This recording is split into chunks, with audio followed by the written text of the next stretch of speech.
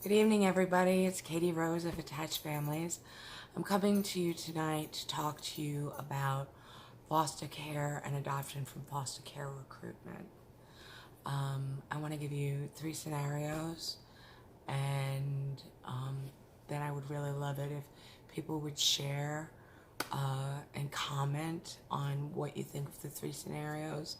Again, this is my impression of it, and I would also love it if you guys would hit that little subscribe button, because the more people we get to subscribe and watch our videos, the more awareness that we spread, and the more awareness we spread, the more we have the opportunity to not only get society to understand, but start to get government officials to care, to get involved, and affect change. So,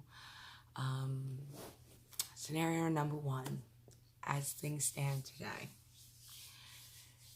Foster care recruitment for foster care parents and adoptive parents from foster care goes something like this. Every child needs a home. Every child needs to feel safe and loved. The children don't come into foster care under any fault of their own. They just need a place to live while reunification is worked on with their parents. And, you know, there might be some behavior issues as, you know, they're nervous and they're testing out their new home and testing boundaries and testing to see if, you know, you're gonna get rid of them or kick them out. But, you know, that's all normal. Don't worry about it. And, you know, you should sign up. You should get your friends to sign up. And, you know, foster care is an amazing thing. And, you know, we're just here for you, whether you go through DSS or a private agency, you know, to support you all the way through. And you should think about it. You should come to one of our foster care orientations or adoption from foster care orientations and learn all about it. There's a few classes you have to take and home study and things of that nature. But other than that, you know, you just need more foster parents, and we need foster parents that, you know, stick around, not just, you know, do ones and dones. You know, we're having a hard time with, you know, retaining our foster parents, so please consider being a foster parent today. Yay, rock foster parents. Okay, scenario number 1. That's basically how it is today. And scenario number 2 would be if they recruited stating the truth. So here's scenario number 2.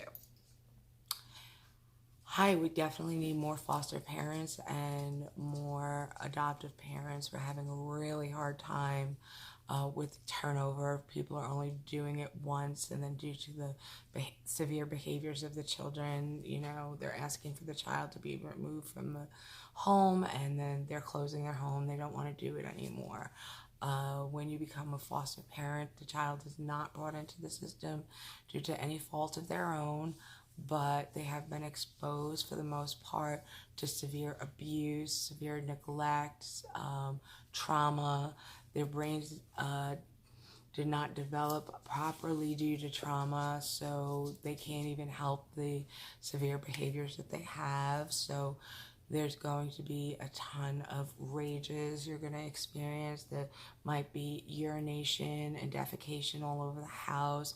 They're going to break almost every single thing that you get them, as well as all of your prized possessions, things like hot water heaters and HVAC units and vacuum cleaners. I mean, if they can get their hands on it, they're going to break it. They're going to throw it at you.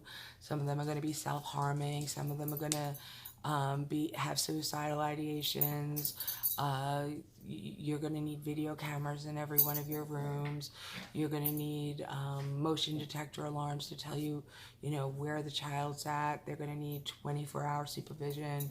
You'll have to lock your pantry, possibly your refrigerator, because they'll binge and eat an entire week's worth of food for 7 people in one night and then puke it up. You'll probably wind up losing multiple jobs and eventually having to leave your career because the child, will have so many issues at school and can never be left alone at home. So, even if it's a teenager, you can't have them home by themselves, so you'd have to be home by the time they got home from school. You will be judged by your friends, your family, your neighbors, society, school members. Nobody knows anything about this, so no one's going to believe you what it's actually like. And we're not going to support you in any way, shape, or form.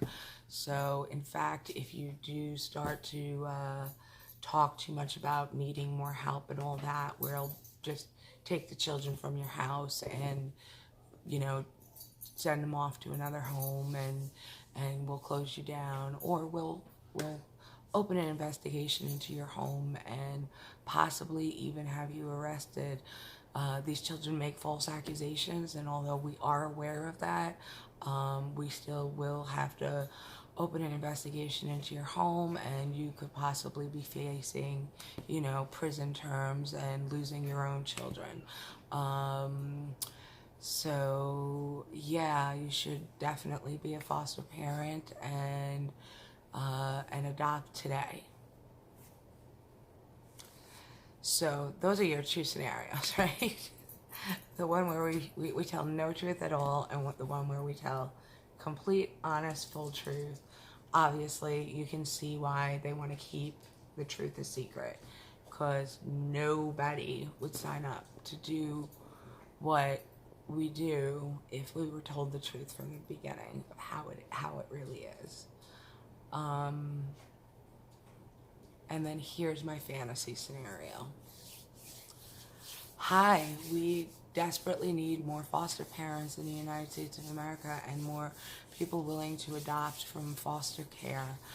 These children come from some very hard places. It is no fault of their own that they have been brought into care, but usually due to the fact that they have experienced severe domestic violence, severe abuse, neglect, and trauma to themselves, both physically and sexually. Their brains were not developed properly, so their behaviors are extreme. So children have what's called developmental trauma disorder, or attachment disorders, and these are very extreme behaviors. So we will train you completely on how to look out for these behaviors. We will train you on how to parent therapeutically. We will we will pay to have video cameras installed in your home and motion detectors, and change all your indoor locks, doorknobs to either keypad locks or lock and key, whatever you prefer, because these children do need constant supervision. We do understand that, either you or your partner, or if you're a single parent, you might have to drop back to a part-time job, or, leave work altogether to meet the needs of this child. So we will definitely be helping you with funds for that. The amount of appointments that you go to on a weekly basis makes it very difficult for you to keep a job. So we very much understand that. We will be putting in place respite for you, something that we can sit down and discuss, and you're going to have to figure out, what you need most, what works best for you. We will 100% be getting the child the proper treatment, things that help them work with their brain so that they can help,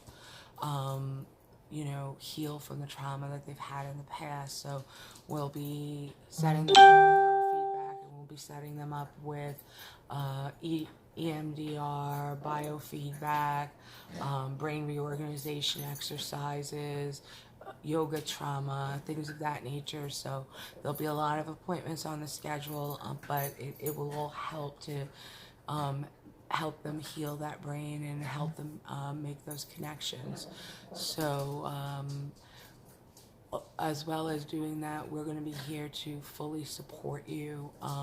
We'll set you up with an organization that has a crisis hotline simply for parents who need to vent or cry or talk, because you're going to need that that person that truly understands to talk to you. So we'll set you up with, you know, a co-parent or a sponsor parent, whatever name we want to come up with it, or an organization that has multiple parents that, you know, will help you when you're in crisis. We'll make sure that the siblings in the house also get treatment for the possible, you know, secondary PTSD that they'll experience, and we'll get you treatment as well. And should you decide to adopt this child, all of these services will continue after adoption until we can get the child healed to the point that, you know, those severe behaviors are not happening anymore. So with that, we hope that you will think about becoming a foster parent and possibly an adoptive parent. And we will be here for you every single step of the way. Okay, that's my dream. That's what I feel should be happening. Obviously, it's not what happens. It's really number one that happens, and then, you know, there's this huge shortage of foster parents because, you know, they're placed with a child and all these behaviors happen that they were never told about or prepared for or trained for. Number two, it just is real life, and it's awful, and it's disgraceful how we are treated as adoptive parents when they know it's the truth, and how quickly and easily they'll change a child's diagnosis to make it look as if we're making it all up for some unknown reason. I have no idea why they would think that, other than they just want to keep their secret. And then you have option three, where we actually put the money into the children and the families that are working so hard to help these children heal. I think that we could retain foster parents. I think we could still recruit foster parents. I think that we could still get people to adopt children from hard places with the truth, with the proper resources, and with the proper supports in place. So that's what's been kind of weighing on my heart today. I mean, I wanted to do this morning. Every time I went to turn on the camera, I didn't have it in me. I didn't have it in me. So here it is tonight. Again, please comment your thoughts, share with friends and family, and please subscribe to our channel. It's so important that we get the word out about what our life really is like.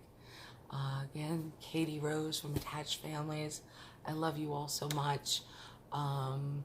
For those of you that don't already know, we got chosen as the class of 2020 for Seed 20 of Charlotte, which is a huge deal. And that's actually been weighing on me all day today too. Like, I feel if I fail at this, if I don't represent us well enough or do a good enough job, I'm just letting down so many families. It's an amazing opportunity for us to get awareness out and people to know what it's like to live with children with developmental trauma disorder, reactive attachment disorder. I'm so sick of saying so many different ones. I wish that the 8 years would just pass and developmental trauma disorder would be in the DSM already, but it's not. But we all know what it is.